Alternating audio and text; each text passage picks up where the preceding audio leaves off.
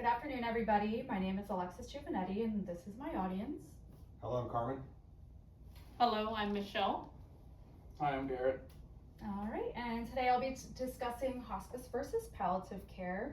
But a little quick message before we begin. This presentation does discuss end-of-life care, serious illness, and death. So if you've recently lost a loved one or you feel like this topic might be too difficult for you, go ahead and listen to a different speech in our discussion post.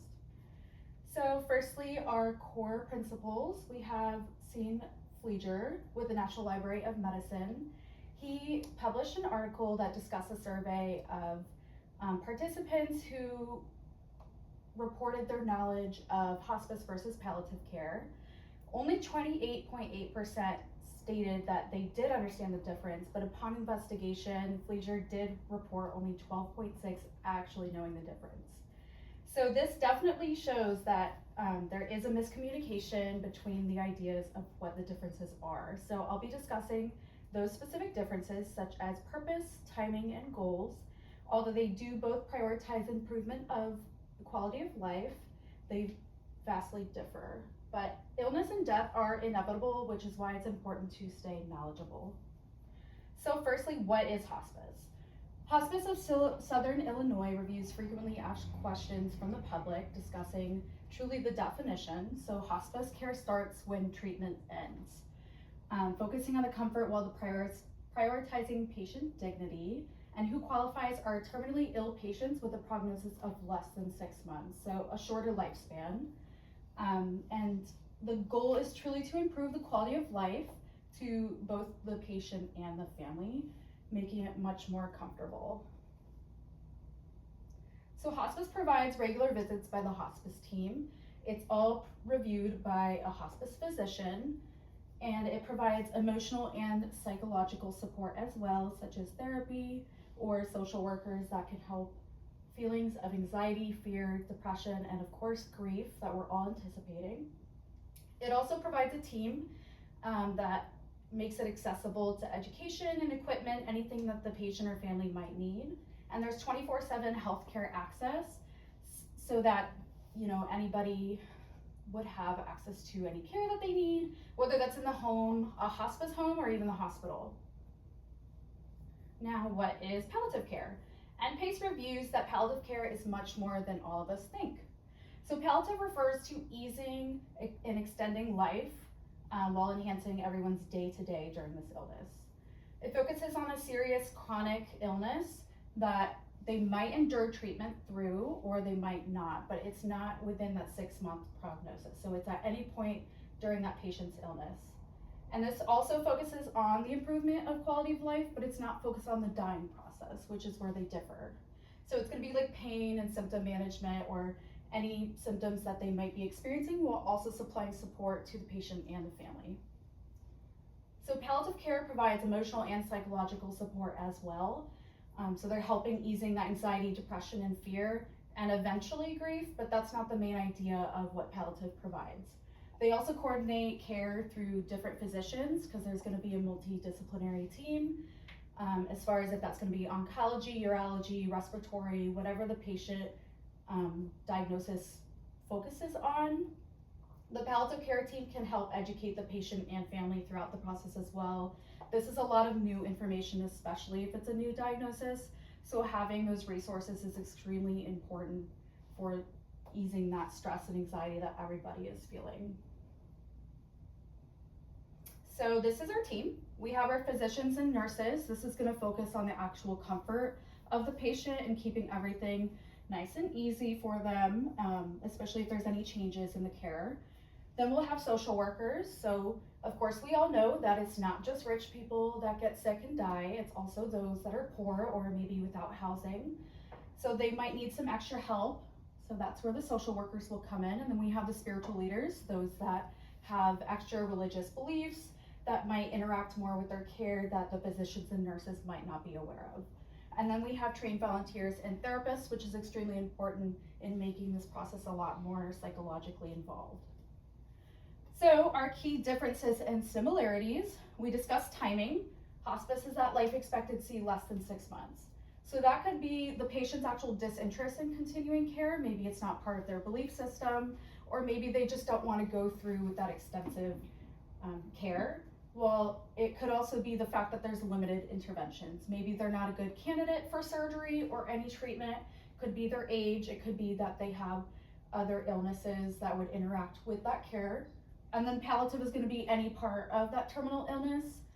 So they might be actually undergoing treatment, or again, if it's against their beliefs, they're not in that idea of where they're going to die within 6 months. It could be a couple more months, or it could be a couple years, but it's just making sure that they are much more comfortable before going through with palliative care.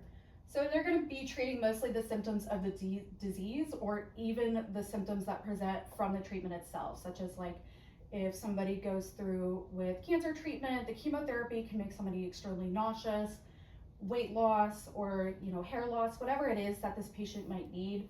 It's going to treat those symptoms that the treatment might be causing. And then we have treatment might look like for hospice. It's going to be medications for the actual dying process, such as the shortness of breath, the irritability, or if they get really confused, agitated, anything specific to the actual dying process, while palliative is going to be more towards the disease process itself or for chronic pain. And then they both create accessibility to equipment that the patient or family might need. So if it's at home, they're going to help the patient and family set up the oxygen, hospital beds, wheelchairs, and walkers, because these people are not going to know where to get those supplies, and it can be really stressful thinking about that. So having this team makes everything a lot easier for everybody. So some common misconceptions. I have often heard in my own experience as a nurse that palliative care is only for dying patients, or you must discontinue treatment in order to receive palliative care. This is not true, as we discussed prior, that you can actually undergo treatment for the disease. And then palliative care only manages pain.